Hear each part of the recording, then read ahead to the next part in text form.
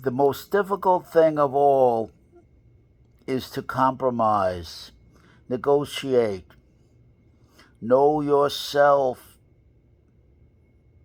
know where you're vulnerable, know where your strengths are. Forge an indomitable opinion of yourself that nobody can co-opt.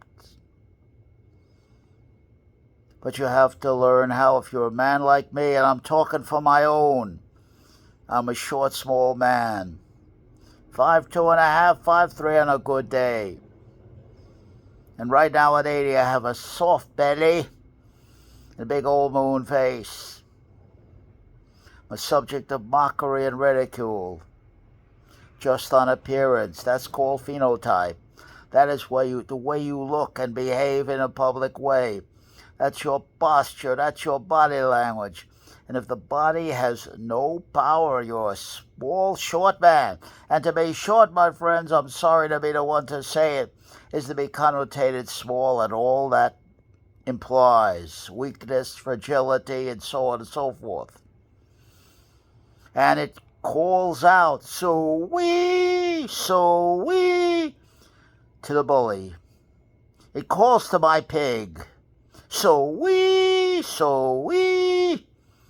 The bully comes to you by what you do, by what you say, by how you say it, by the way you look, by your presence, and the way you assert yourself.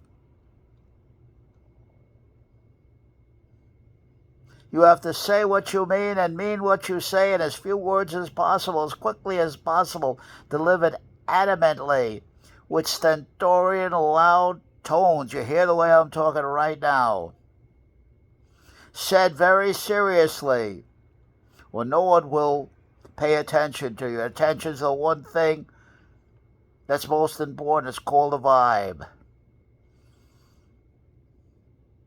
People are attracted. They think, they conclude. Eric Hoffer, the true believer on the vibes. Stimulus response. The whole purpose is to de-hypnotize. We are hypnotized already. The purpose is to de-hypnotize so we can become a critical thinker and think under our own aegis, our own power, our own responsibility, our own self-support and self-sufficiency, and in that sense a rock and an island. It's very important to be self-contained. Don't need me. Don't need me. You have to learn how to be bold and creative in the now. Everything's in the now. The meaning of my life is in the now. The man I have to live with when I look in the mirror, that's in the now. Predicated on what I've said and done in the now.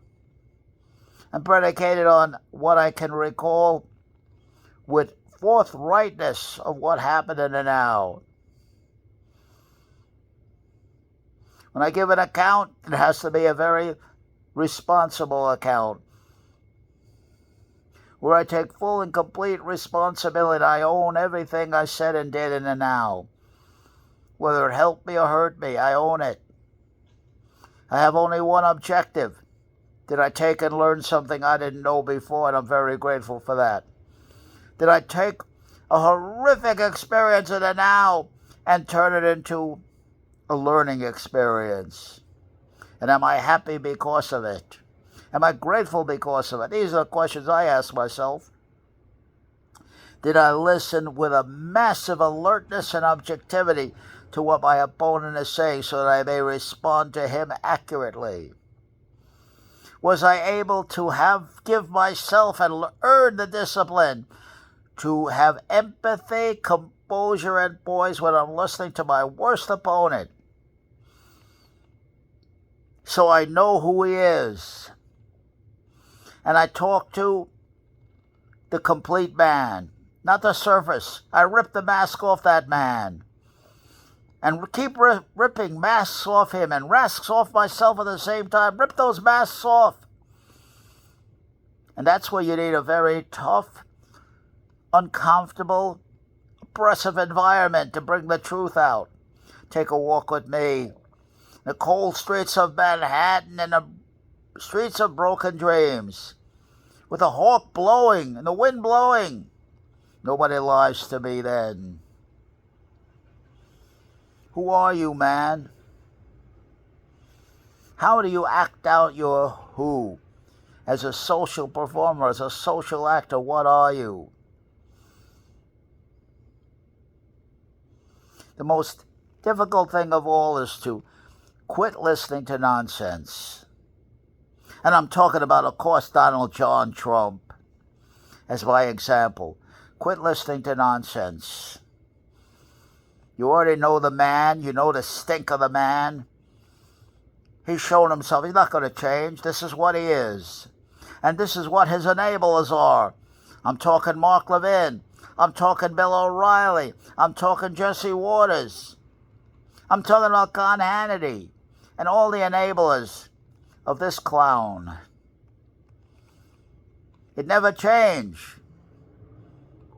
He is what he is. Just a matter of keeping on exposing. Wherever he goes, you follow and expose.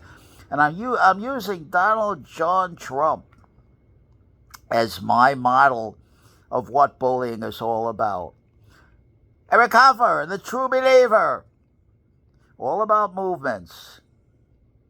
Now the bum is selling God and nationalism, all that kind of stuff. What does he know about that? The man is so foolish. He's silly to look at, and he's a nightmare to listen to. That's my opinion.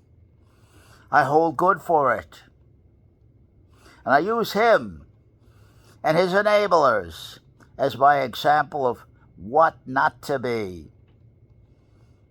What a man of pure, distasteful, disgusting character looks like and sounds like. That's my model.